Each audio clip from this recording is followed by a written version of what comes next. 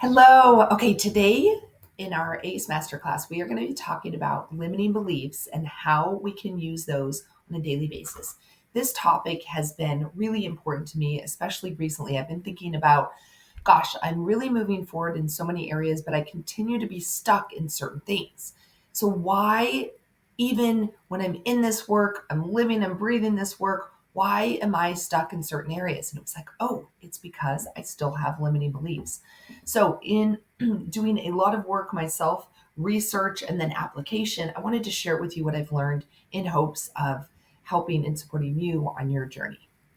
So, let's do a quick recap from last time. We had our money masterclass, and something that came across in one of my studies was this quote, and I loved it: money comes for creation, not crisis. So, we talked about having a need for money, asking for it, having a desire, being clear on what that desire is, but then also treating money with respect.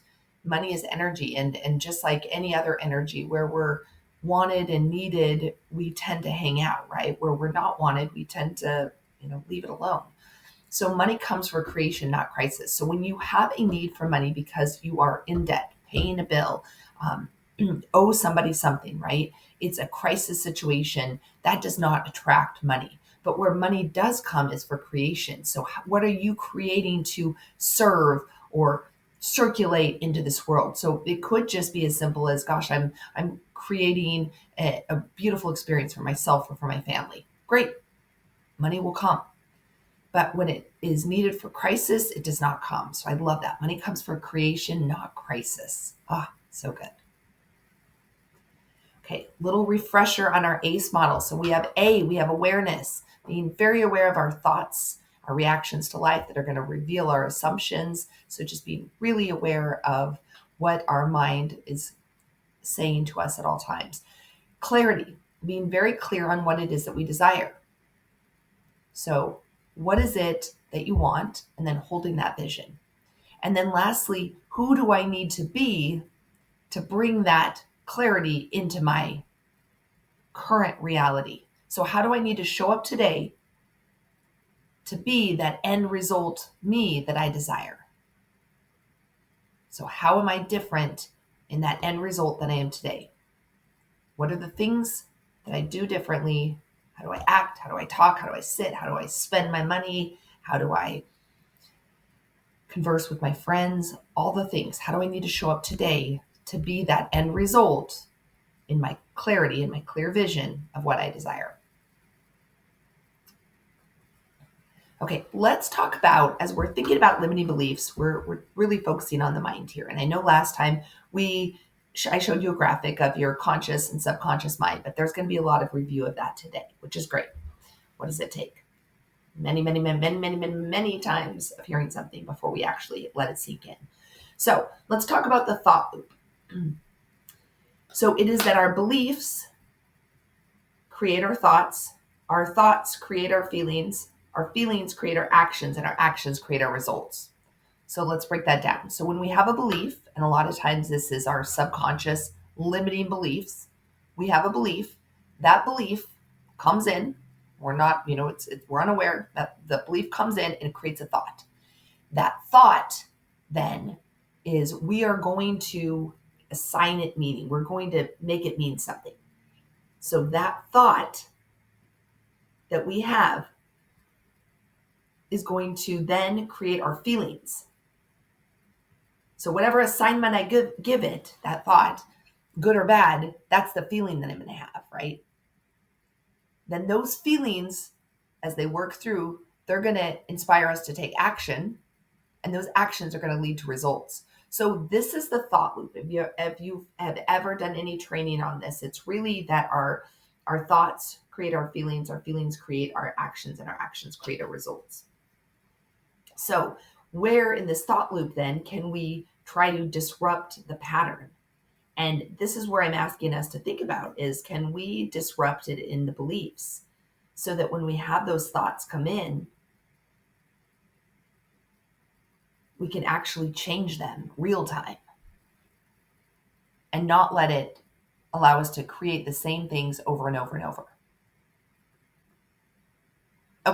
So let's do a quick review of our mind. So what you see on top, I love the iceberg analogy. So what you see on top is our conscious mind.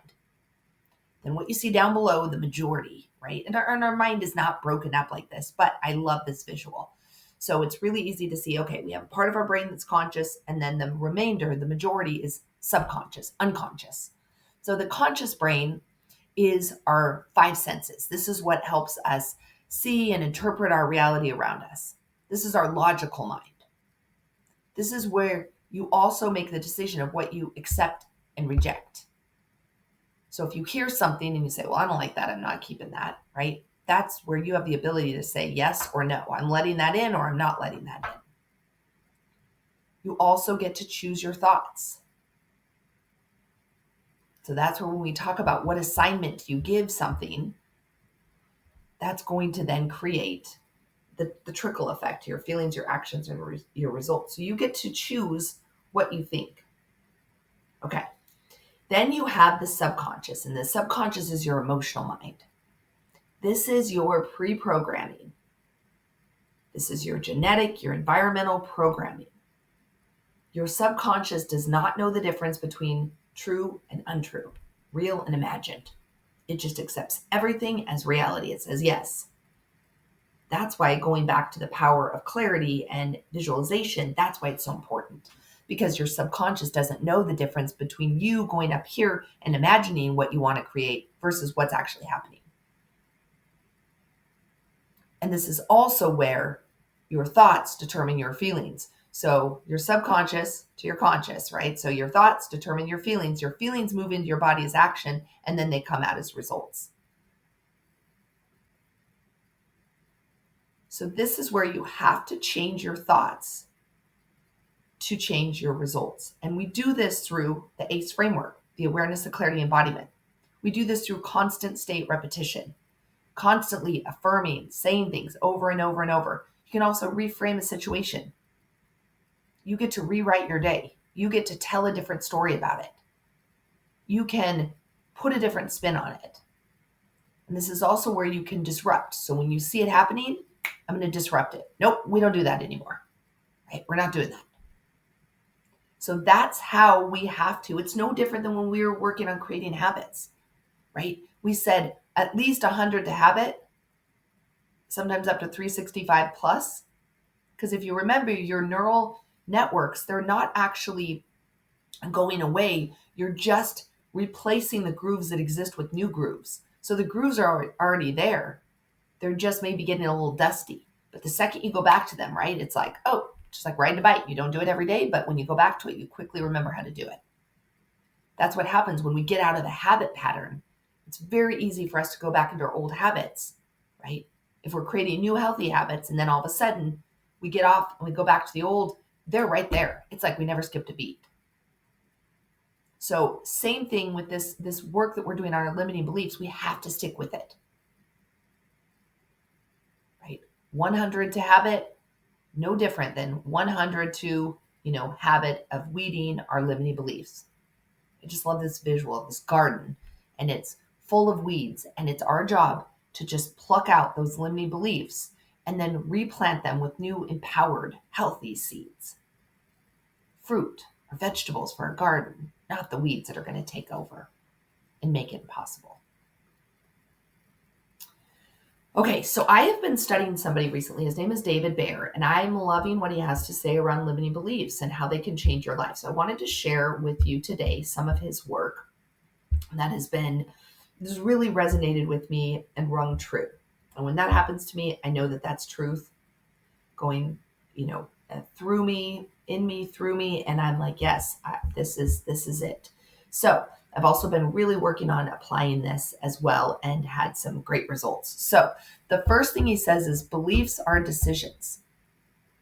So that belief that you have is just a decision. You get to decide. That's that conscious mind. You get to decide if it's yes or no. Am I keeping it or am I not keeping it? Is it good or is it bad?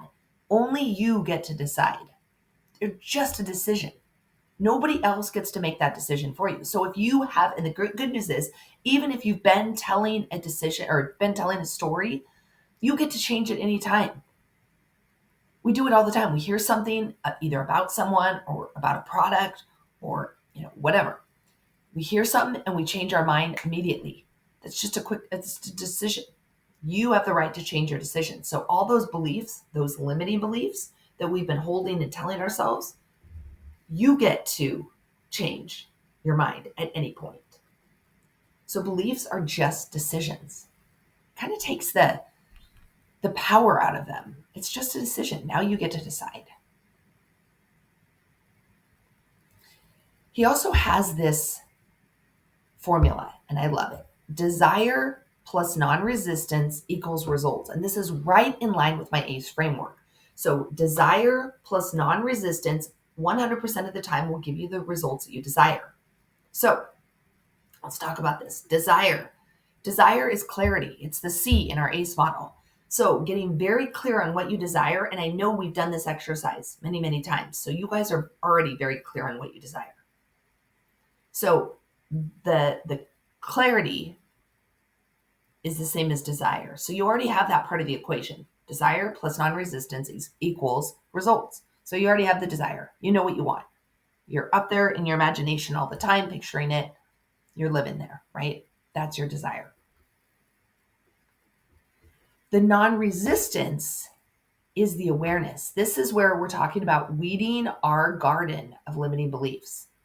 It's being very, very aware of the thoughts that we're having, of our reactions to life. Those reveal your assumptions, aka beliefs, aka limiting beliefs, right? They will tell you so much. So I'll just give you a couple little examples. So I know before I've shared with you that I am triggered when my children, not as much anymore, but definitely in the past, when my children don't listen to me. If I play that backwards, I'm like, okay, well, why is it important that they listen to me? Well, it's important that they listen to me because it means that they actually respect me. So I believe my limiting belief was that if my children don't listen to me, they don't respect me. If you respect me, you'd listen to me. And then if I took that even further, does it mean that, well, if you don't respect me, I'm clearly not doing a good job as a parent, right? So that's what I want you to first start with, is that non-resistance equals awareness. So I want you to become very aware of your beliefs, specifically your triggers, and back it out and figure out what it is. What is that limiting belief? And we're going to talk about what we're going to do with that limiting belief in a second.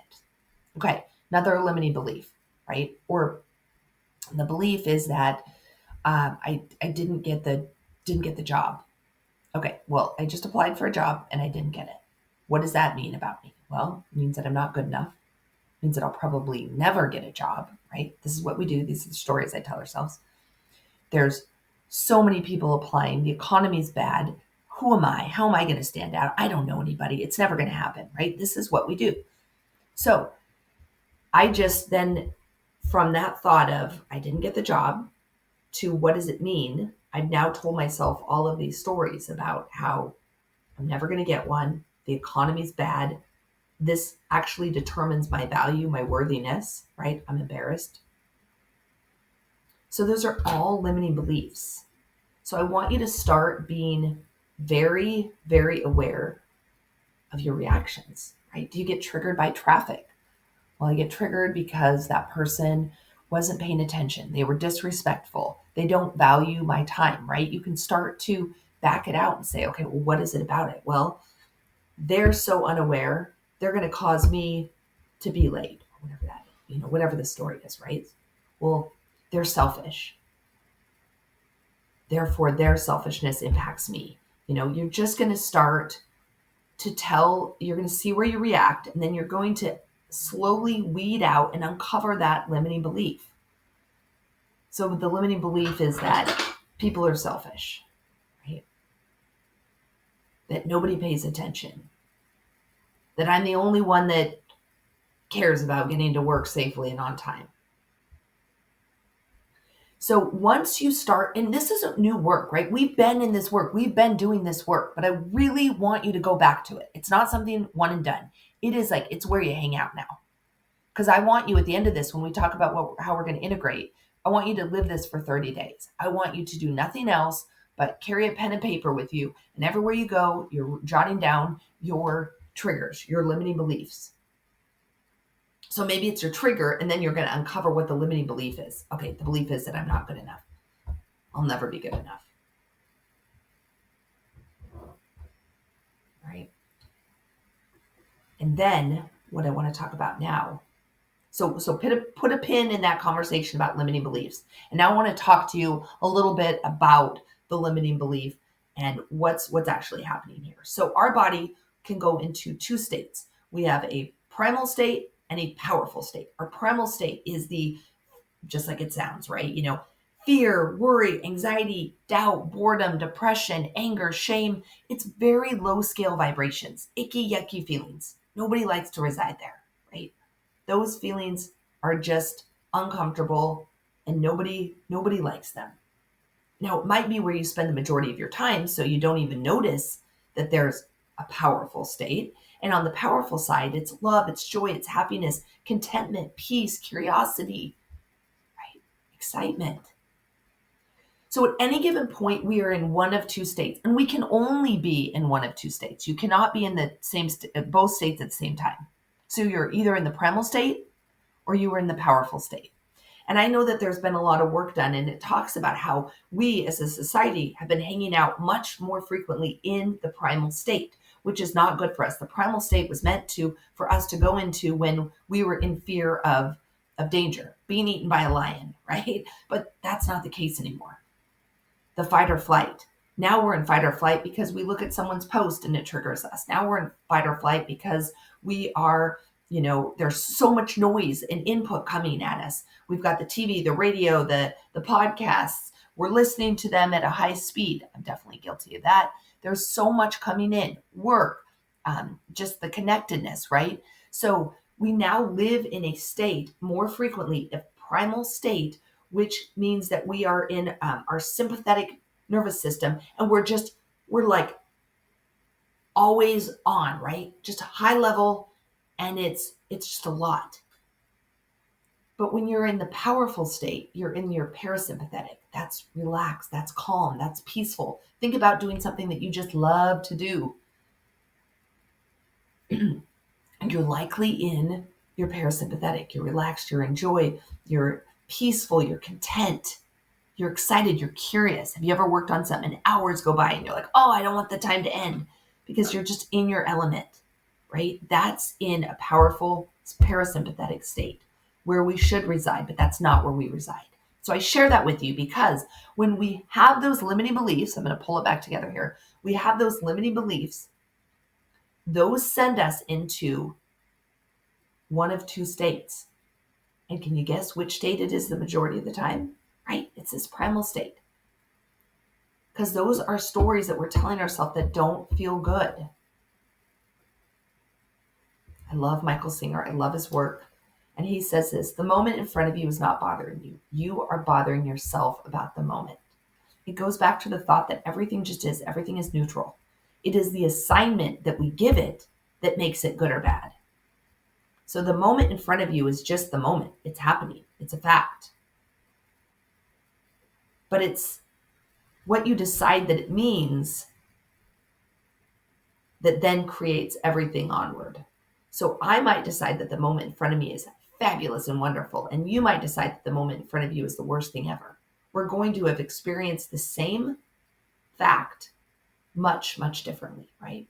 So now I'm going to go tell a story about it that's just wonderful and beautiful, and you might tell a story of the opposite.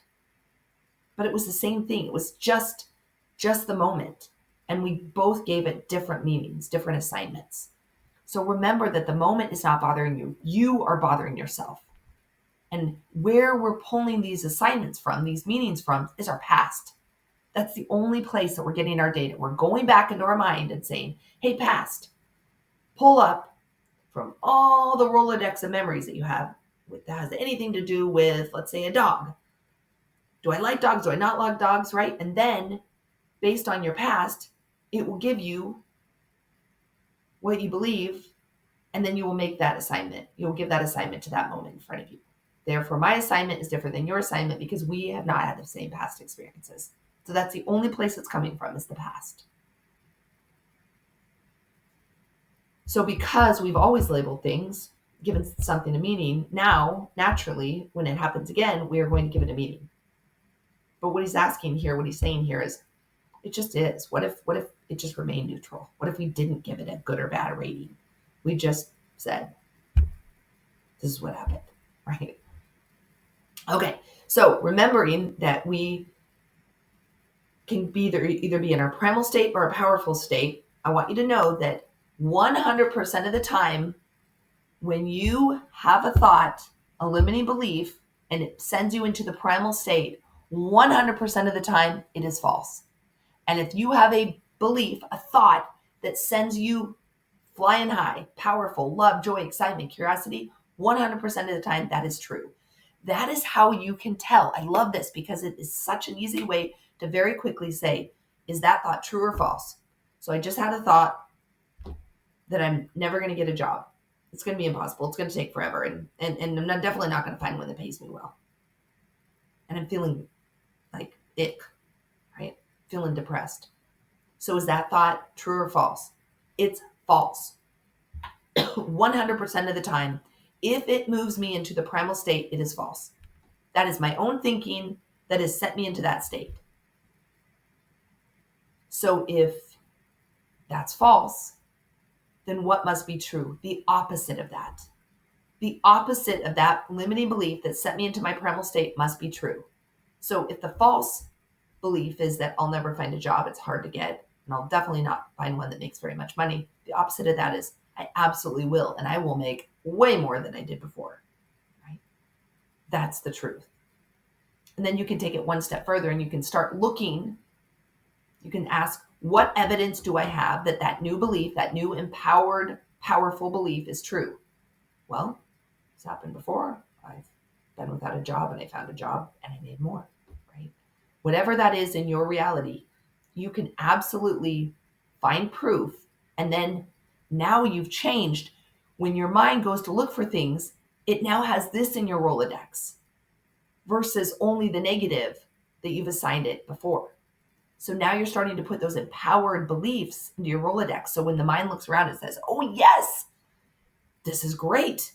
You always come out ahead. You're going to make way more money. This is wonderful, right? So the takeaway here is 100% of the time, if you think a thought that is negative, and what I mean by negative is it sends you into the negative emotion, it's not true. If you were gossiping and you feel that some of those negative emotions, that's because it's not true. And what I mean by that is what you're saying might not be true, but it also how you're saying it, what you're talking about doesn't resonate with who you are. That's not the truth of who you are. The truth of who you are is that you actually build up that other person. That's true. So 100% of the time, if you think a thought and it makes you feel ick, it's not true. So then the opposite of that must be true. Okay, so my children don't listen to me. That feels like I'm a bad parent. They don't respect me. I feel definitely going to the primal state when I feel that. So that's not true. So then the opposite of that must be true. Well, I am a good parent. And kids are doing what they are doing, the kid thing. That's how they test. That's how they grow. And now I'm going to look around for evidence of that. Well, I am a good parent because I've done I've gotten them this far in their life, right? Because I know it to be true. Because I have excellent role models. So that's how you go from a limiting belief to now a new empowered belief. And now I've not only changed my belief, but I've given my mind now something to add to its Rolodex. So when it filters through, when we run into this situation again, it's going to have different things to pull from. So now when you go back and you think about weeding that garden, I'll pop back to that slide. When you think about weeding that garden, that's what we're doing now. Is I want you to, for 30 days, do nothing else but weed your limiting belief garden. I want you to, every time you have a thought that sends you into the primal state, just say, that's not true. I'm pulling out that weed. Well, if that's not true, what is true, right? The opposite of it. So I just love this visual. Do nothing but weed your limiting beliefs for the next 30 days and watch what unfolds. It's unbelievable. I'm in the middle of this work too. And I get it. When you start to become very aware, sometimes you're like, oh my goodness, it's worse. But it's not worse. What it is now you're actually aware. The majority of us are just, people are sleepwalking. They're not awake enough to recognize that they actually have the power to change. So they're just on Groundhog's Day on repeat. But nope, you're in this work. You're doing it. So get uncomfortable. Recognize when you have a thought. Maybe you're looking in the mirror and you say something to yourself, something that's not very nice, and it makes you feel 100% of the time, that's not true. So then the truth is the opposite. I am beautiful. I am perfect. I am at my perfect weight. I am health. And you can go even one step further and say, and where do I have proof? Where do I have evidence that that's true? Well, go see the doctor. My lab results are great. I'm able to move my body. I have a functioning body. That's amazing. These cells are doing what they need to do without any direction from me every single day. That's incredible.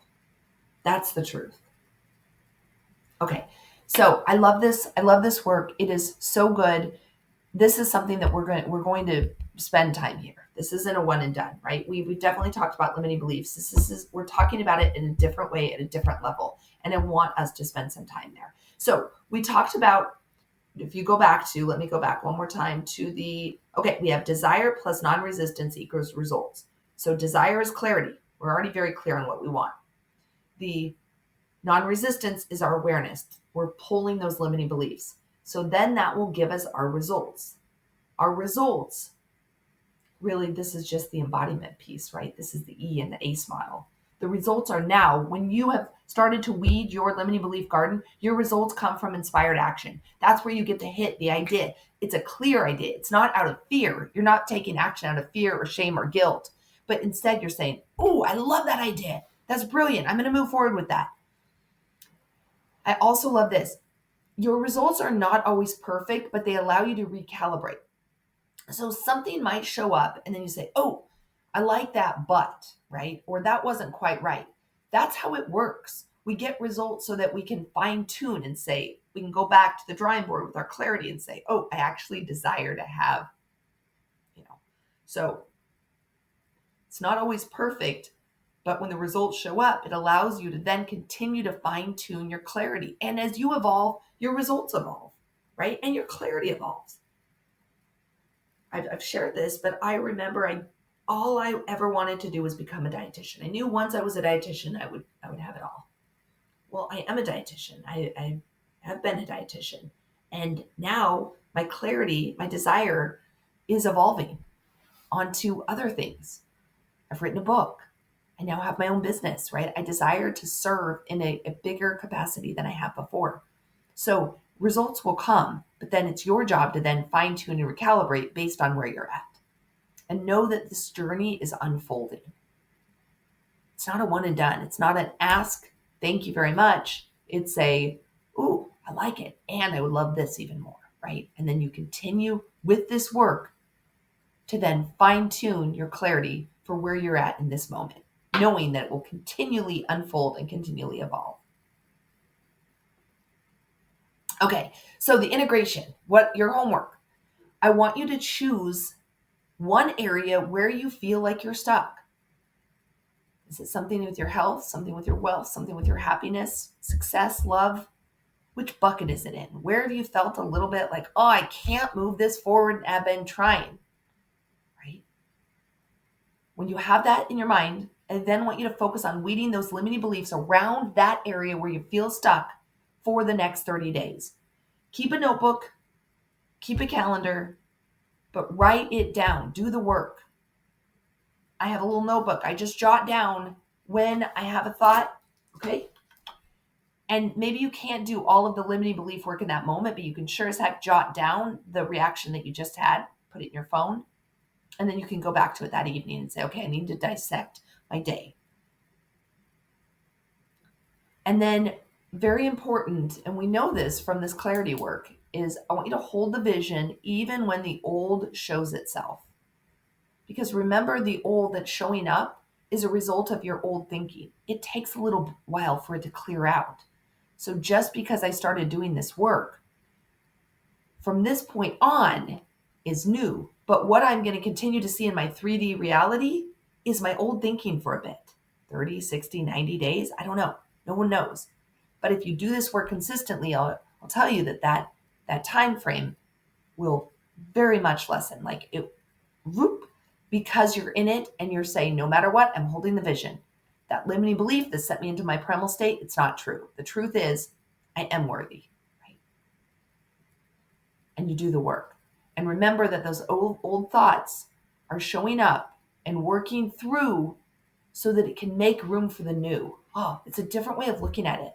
Like when those feelings, those thoughts, those limiting beliefs come up, say, thank you.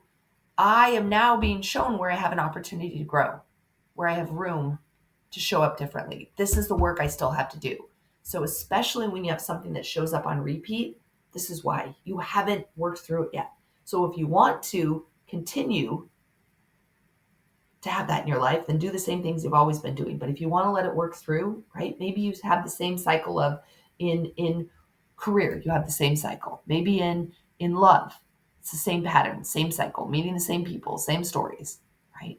Maybe it's in wealth. The bank account looks the same, goes up and down, a little good, little bad, right? If you have the same cycles, then listen to what it's trying to tell you. Write down that area in your life and dig into those limiting beliefs and do the work. Okay, we're going to talk about this next time, but please get yourself a notebook and then choose that one area that you're stuck and start weeding that garden for 30 days. And then we're going to watch what happens. Okay, congratulations. I'm so proud of you. Thank you for putting in the time for doing this. This is the most important work. This is what's going to change your life and allow you to have the life that not only you desire, but that you deserve.